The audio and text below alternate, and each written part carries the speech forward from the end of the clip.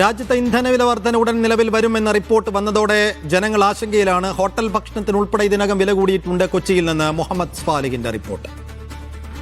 കേരളത്തിന്റെ വാണിജ്യ തലസ്ഥാനമായ കൊച്ചിയിൽ ഇതിനകം തന്നെ വലിയ തോതിലുള്ള ഇന്ധനവില വർധനയുടെ പ്രതിസന്ധി അനുഭവിക്കുന്നുണ്ട്. ഇവിടെ ജോലി ചെയ്യുന്ന ധാരാളം ആളുകൾ പുറത്തു നിന്നുള്ളവരാണ്. അവർ ഭക്ഷണം കഴിക്കാനടക്കം ബുദ്ധിമുട്ടുന്ന സാഹചര്യമുണ്ട്. നിരവധി ഹോട്ടലുകൾ ഇതിനകം അടച്ചു കഴിഞ്ഞു. ഈ ഒരു ഹോട്ടലുകൾക്കുള്ള വാണിജ്യ പാചകവാതക സിലിണ്ടറിന് ഇതിനകം തന്നെ ഒരു സിലിണ്ടറിന് കൂടിയത് നമുക്കറിയാം 1000 രൂപയോളമാണ്. ഇത് ഹോട്ടലുകളുടെ പ്രവർത്തനം വലിയ തോതിൽ പ്രതിസന്ധിയിലാക്കിയിട്ടുണ്ട് എന്ന് നമുക്ക് കാണാവുന്നതാണ്. ഒപ്പം തന്നെയുള്ളത് ഇനിയും ഈ പെട്രോൾ ഡീസൽ വില വർധന ആസന്നമാണ് എന്ന പ്രചാരണം, എന്ന അഭ്യൂഹം ശക്തമാണ് കൊച്ചിയിലും. ഇതിനകം തന്നെ ഇവിടെ ധാരാളം പേർ വന്ന് പെട്രോൾ അടിക്കുന്നത് നമ്മൾ കണ്ടു, ഡീസൽ അടിക്കുന്നത് കണ്ടു. അതായത് ഇനിയൊരു വില വർധന പ്രതീക്ഷിക്കുന്നു. അതുകൊണ്ട് തന്നെ പെട്രോൾ ഡീസൽ പരമാവധി സംഭരിച്ചു വെക്കുക എന്ന രൂപത്തിലേക്ക് ആളുകൾ എത്തിക്കഴിഞ്ഞു. നമ്മൾ ഇതിനു മുമ്പും ചില പമ്പ് ഉടമകളോട് നമ്മൾ സംസാരിക്കുകയുണ്ടായി. അവർ പറയുന്നത് നേരത്തെ അവർക്ക് വേണ്ടത്ര ഇന്ധനം നേരത്തെ ലഭിച്ചിരുന്ന സ്ഥാനത്ത് ഇപ്പോൾ പല പമ്പുകളിലേക്കും ഒരു ലോഡ് മാത്രമാണ് ലഭിക്കുന്നത് എന്നതാണ്. നേരത്തെ പണം നൽകിയാൽ എത്ര ലോഡ് ഇന്ധനം വേണമെങ്കിലും പമ്പുകളിൽ എത്തിക്കാൻ കമ്പനികൾ തയ്യാറായിരുന്നിടത്ത് ഇപ്പോൾ പ്രതിദിനം ഒരു ലോഡ് മാത്രമാണ് ഈ പമ്പുകളിലേക്ക് കമ്പനികൾ എത്തിക്കുന്നത് എന്നത് പ്രധാനമാണ്.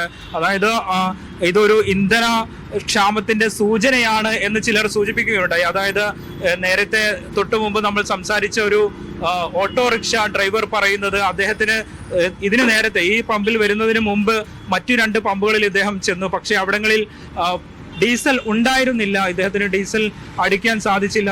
തിരിച്ച് ഇവിടെ വന്നതിന് ശേഷമാണ് ഡീസൽ ലഭിച്ചത് എന്ന് അദ്ദേഹം നമ്മോട് പറയുകയുണ്ടായി. എന്തായാലും ഈ ഡീസൽ ഇന്ധന വില വർധന കൊച്ചിയിലെ ജനങ്ങളെ വലിയ തോതിൽ ബാധിക്കും എന്ന് നമുക്ക് കാണാവുന്നതാണ്. പെട്രോൾ ഡീസൽ വില വർധനയ്ക്ക് ആസന്നമാണ് എന്നതാണ് പുതിയ ഒരു വാർത്ത. എന്താണ് താങ്കളുടെ ഒരു പ്രതികരണം?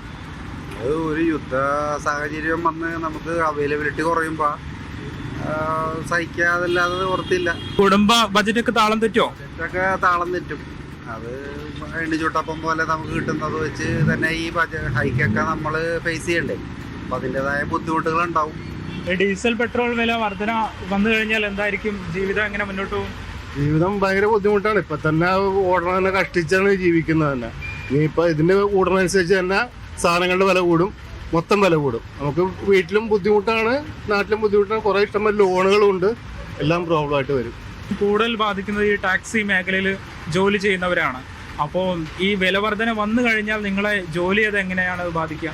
ജോലി ഒന്നാമത് ഇതിപ്പോൾ മീറ്റർ കാശ് വെച്ച് നമുക്ക് ഓടാൻ പറ്റില്ല. എന്തായാലും പൈസ കൂടുതൽ വെച്ച് കഴിഞ്ഞാൽ ആൾക്കാർ കംപ്ലൈൻ്റ് ആയിട്ടാണ് പോകുന്നത്. അപ്പോൾ നമുക്ക് ഒന്നും ചെയ്യാനും പറ്റുന്നില്ല, ആൾക്കാർ കൂടുതൽ നമുക്ക് പറയാനും പറ്റുന്നില്ല. കൂടുതലും ഇത് 6 വർഷം മുമ്പുള്ള മീറ്ററാണ് വെച്ചേക്കുന്നത്. ഇപ്പൊ നമുക്ക് എന്താ ചെയ്യണമെന്ന് അറിയാൻ പാടില്ല.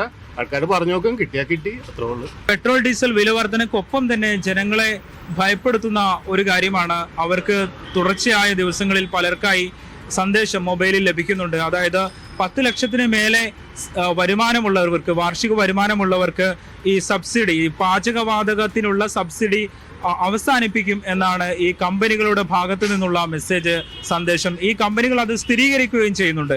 അങ്ങനെയെങ്കിൽ അങ്ങനെയൊരു വിലക്കയറ്റം വന്നു കഴിഞ്ഞാൽ നമ്മുടെ വീടുകളിൽ ഉപയോഗിക്കുന്ന പാചകവാതക സിലിണ്ടറിന് പലരും നൽകേണ്ടി വരിക 1700 രൂപയോളമാകും എന്ന്